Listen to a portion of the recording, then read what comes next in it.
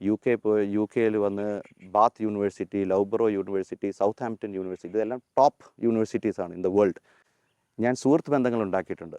ഉദാഹരണത്തിന് ടെന്നീസിൽ ജോക്കോവിച്ച്, നമ്പർ 1 ആയിട്ടുള്ള ജോക്കോവിച്ച്. എനിക്ക് തോന്നുന്നു കേരളത്തിൽ ജോക്കോവിച്ചിൻ്റെ കൂടെ പോയി 7 ദിവസം താമസിച്ച ഒരു മലയാളി ഉണ്ടാവില്ല. ഞാനുണ്ട്. ഒരു ലൈഫ് ചേഞ്ചിങ് എക്സ്പീരിയൻസ് ആയിരുന്നു 7 days വിത്ത് ജോക്കോവിച്ച്.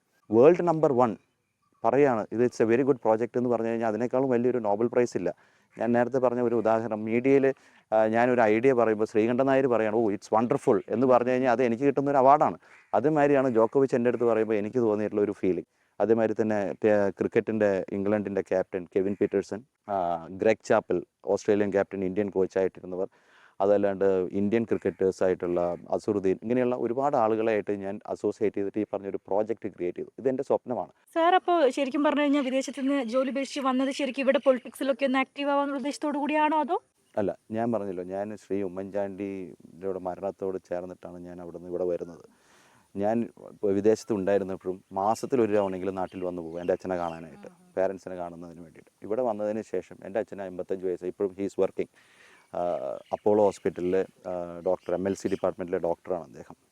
എന്നേക്കാൾ ആരോഗ്യമുണ്ട് കേട്ടോ. വെളുപ്പിനെ 3:30 എഴുന്നേറ്റിട്ട് 6 മണിക്ക് ജോലിക്ക് പോകും. 85-ാമത്തെ വയസ്സ്. ഞാൻ എപ്പോഴും പറയും എൻ്റെ വീട്ടിലെ ഏറ്റവും ചെറുപ്പക്കാരൻ അദ്ദേഹമാണെന്ന്.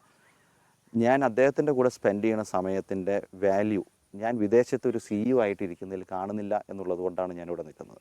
അപ്പോൾ ഇവിടെ വന്നപ്പോൾ ഒരു ആക്ടിവിറ്റി ആയിക്കോട്ടെ എന്ന് വിചാരിച്ചിട്ടാണ് ഞാൻ പൊളിറ്റിക്സിൻ്റെ ഭാഗമായത്. അല്ലാതെ ഇവിടെ വന്ന് പൊളിറ്റിക്സിൻ്റെ ഭാഗമായിട്ട് ഞാൻ പാരൻസായിട്ട് അറ്റാച്ച് ആയിട്ട്.